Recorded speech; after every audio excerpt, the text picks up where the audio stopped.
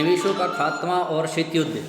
प्रिय बच्चों, सामाजिक विज्ञान के इस कालखंड से मैं थैलेश शाहू आप सभी का स्वागत करता हूं।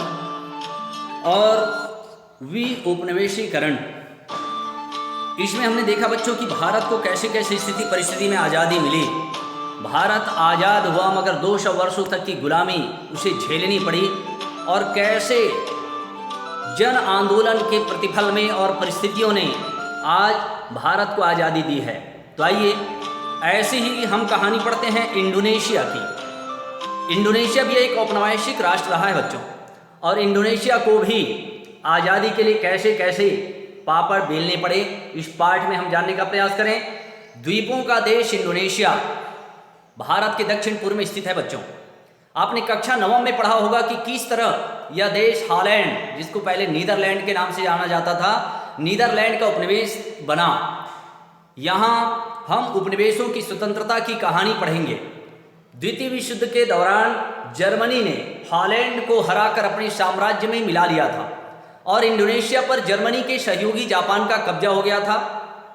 जापान ने इंडोनेशिया की स्वतंत्रता की बात तो की, मगर वास्तव में इंडोनेशिया को अपना उपनिवेश बनाना चाहा। जापान की सेना ने बर्बरता से इंडोनेशिया के जंगलों को काटने, खनिज संपदा पर कब्जा करने और व्यापारिक फसलों को जापान भेजने का काम प्रारंभ कर दिया। परंतु बच्चों, स्थानीय लोगों से यहाँ पर हम देखते हैं कि स्थानीय लोगों से यहाँ पर जबरदस्ती काम करवाने लगे, लेकिन उन्होंने कुछ हॉलैंड विरोधी इंडोनेशियाई राष्ट्रवादियों को खुल करके राजनैतिक काम करने दिया। इनमें सुकर्णों की भी महत्वपूर्ण इनका योगदान था। सुकर्णों, जिन्हें हम सरकार ने क्षमा चाहूँगा, जिन्हें डच सरकार ने 10 साल के जेल में बंद कर रखा था। जापानी सरकार ने डच भाषा की जगह स्थानीय भाषा के उपयोग को प्रोत्साहन दिया, लेकिन कई राष्ट्रवादियों ने जापान का विरोध भी किया और कहा कि जापान हॉलैंड से भी बुरा व्यवहार कर रहा है। साथ ही साथ कुल मिलाकर 1939 से 1945 के बीच इंडोनेशिया ने राजनैतिक अस्थिरता के चलते राष्ट्रवादी गतिविधियों में और भी तेजी लाई, और भी ये जो गतिविधियां हैं बच्चों, वह क्या होने लगा, तेज होने लगा। तो यहाँ पर स्थिति परिस्थिति समय के साथ क्या होते जा रहा है, बदलते जा रहा है। फिर देखते हैं, जैसे ही जापान का हारना तय हो गया, 17 अगस्त 1945 को सुकर्ण ने जापान की सहमति से इंडोनेशिया की स्वतंत्रता की घोषणा कर दी। इस बीच ब्रिटेन की सेना ने इंडोनेशिया पर नियंत्रण स्थापित कर लिया और पुराने डच अधिकारियों को वापस लाने का प्रयास किया। इंडोनेशिया के लोगों ने ब्रिटेन को कड़ा विरोध भी किया। जगह जगह घोर युद्ध भी हुए।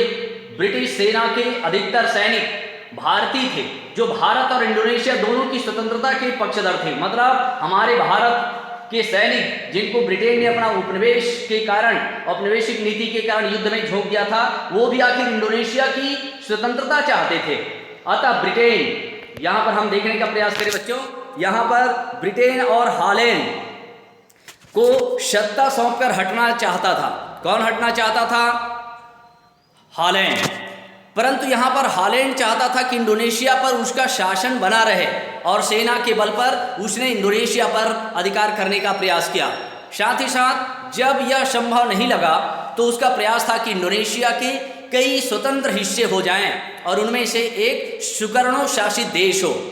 अमेरिका और ब्रिटेन के दबाव में आकर सुकर्णों ने यह व्यवस्था स्वीकार कर ली, लेकिन उसके विरुद्ध साम्यवादियों के नेतृत्व में एक विद्रोह हुआ, जिसे बहुत खून खराबे के बाद कुचला गया। इस बीच बच्चों, डच सेना ने देश पर कब्जा करके सुकर्णों को बंदी बना लिया। पूरे विश्व में इसका विरोध हुआ, और संयुक्त राष्ट्र सुरक्षा परिषद में इनके विरोध में प्रस्ताव पारित किया। अंततः एक गोलमेल, यहाँ पर स्थिति हम देखने का प्रयास करें बच्चों कि वहाँ हालात दिनों दिन कैसे बदलते जा रहे थे। यहाँ से क्षमा चाहूँगा मैं, ये पन्ना पलट रहा है। फिर यहीं से देखिएगा, हमने देखा गोलमेज सम्मेलन किया, जिसमें भावी इंडोनेशिया की शासन प्रणाली पर सहमति बनी। 27 दिसंबर 1949 को औपचारिक रूप से सत्ता का हस्तांतरण हुआ और इंडोनेशिया पर हॉलैंड का औपनिवेशिक शासन समाप्त हो गया। भारत ने इंडोनेशिया के स्वतंत्रता आंदोलन में लगातार समर्थन दिया और संयुक्त राष्ट्र में उसके पक्ष में आवाज़ उठाई कि यह गलत है। इंडोनेशिया को जिस ढंग से कुचला जा रहा है, वहाँ की नीतियों का जिस तरीके से दमन किया गया है, वहाँ के लोगों के साथ जिस तरीके से दुर्व्यवहार हो रहा है, इस बात को भारत ने संयुक्त राष्ट्र संघ में उठाया। अपनी स्वतंत्रता के बाद इंडोनेशिया भी भारत के साथ गुट निरपेक्ष आंदोलन का सक्रिय सदस्य बना। 1955 में इंडोनेशिया के बांडुंग शहर में एशिया और अफ्रीका के 29 नौ स्वतंत्र देशों का महत्वपूर्ण सम्मेलन हुआ, जिसमें हर प्रकार के उपनिवेशवाद का विरोध किया गया और देशों के बीच मैत्री स्थापित करने के लिए कुछ बुनियादी सिद्धांत भी स्थापित किए गए। बच्चों, इंडोनेशिया के संसदीय लोकतंत्र स्थापित होना था। पहला आम चुनाव 1955 में हुआ, जिसमें कई क्षेत्रीय दलों को समर्थन मिला, लेकिन ये दल मिलकर एक राष्ट्रीय सरकार नहीं चला पाए। इस दौर में इंडोनेशिया की साम्यवादी दल का तेजी से फैलाव हुआ और उसने सुकर्नो सरकार को अपना समर्थन दे दिया। प्यारे बच्चों, साम्यवादियों ने सरकार पर दबाव डाला कि यह डच और ब्रिटिश कंपनियों को अपने हाथ में ले ले।